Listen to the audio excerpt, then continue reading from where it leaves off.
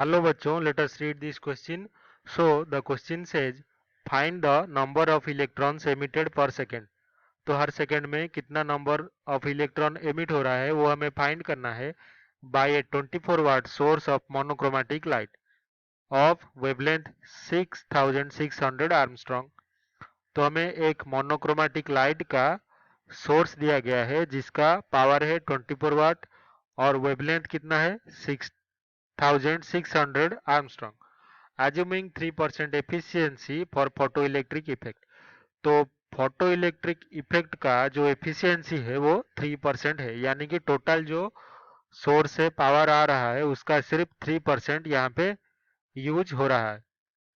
Take H is equals to 6.6 into 10⁻34 joule into second. तो Planck's constant कितना है 6.6 into 10⁻34 joule into second. तो इस क्वेश्चन को सॉल्व करने के लिए हमारा जो की कॉन्सेप्ट होगा वो पहले जान लेते हैं। तो की कॉन्सेप्ट हमारा है photo electric effect. Photo electric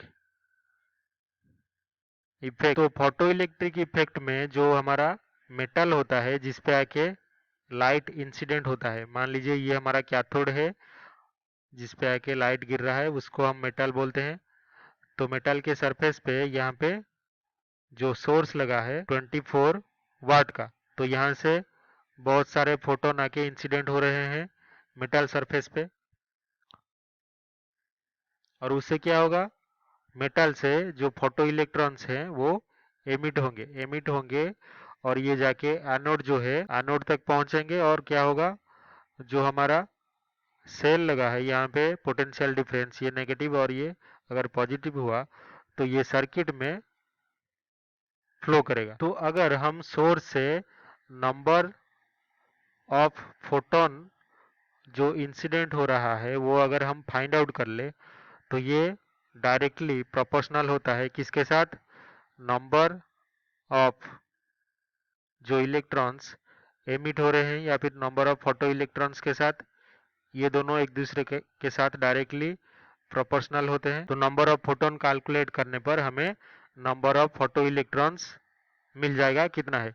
तो यहाँ पे एफिशिएंसी भी दिया है फोटो इलेक्ट्रिक इफेक्ट का 3%। 3% अगर एफिशिएंसी यानी कि ईटा हुआ तो टोटल नंबर ऑफ फोटोन के 3% ही क्या कर सकते हैं, जो इलेक्ट्रॉन से उसको इजेक्ट करवा सकते हैं। तो अगर यहाँ पे n नंबर ऑफ फोटोन आके मेटल के सरफेस पे गिर रहे हैं तो इसका सिर्फ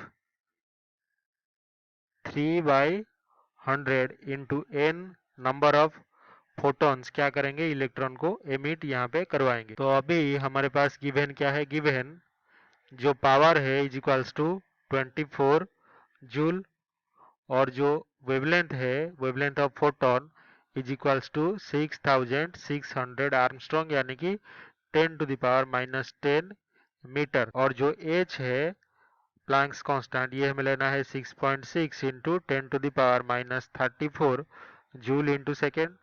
तो इससे एनर्जी ऑफ वन फोटोन हम फाइंड आउट कर सकते हैं, E P is equals to H C by lambda P.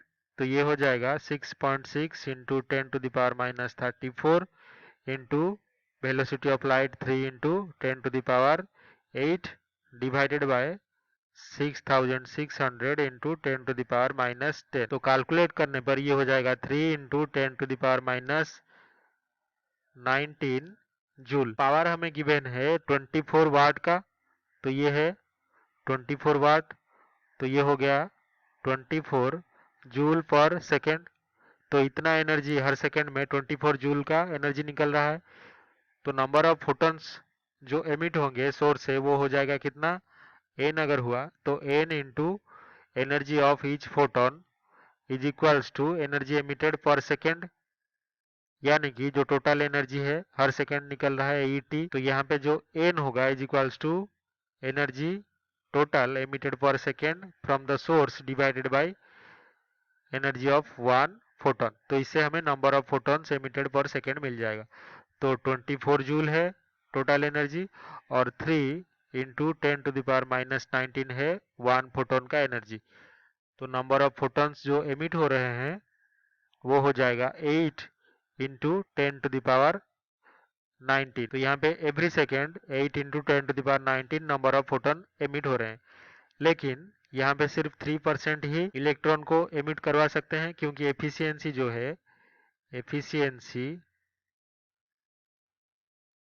Is equals to 3% only. तो जो नंबर ऑफ फोटॉन्स से इलेक्ट्रॉन एमिट होंगे वो कितने होंगे? Number of electrons emitted will be equals to number of photon into इसका 3% यानी कि 3 डिवाइडेड बाय 100। तो ये हो जाएगा 8 इंटू 10⁻19 और इससे मल्टीप्लाई करना है एफिशिएंसी यानी कि 3/100। तो number of electrons emitted NE will be equals to 24 into 10⁻17। तो यही हमारा फाइनल आंसर है। Number of photo electrons emitted is equals to 24 into 10⁻17। तो यही हमारा फाइनल आंसर होगा। फर्स्ट ऑप्शन 48 इंटू 10⁻19 गलत, सेकेंड ऑप्शन 48 इंटू 10⁻17 गलत, 8 इंटू 10⁻19 भी गलत, और फोर्थ ऑप्शन 24 इंटू 10⁻17 सही उत्तर होगा। तो ये जो फोर्थ ऑप्शन है ये करेक्ट आंसर होगा इस क्वेश्चन का। I hope you have understood this well. Best of luck.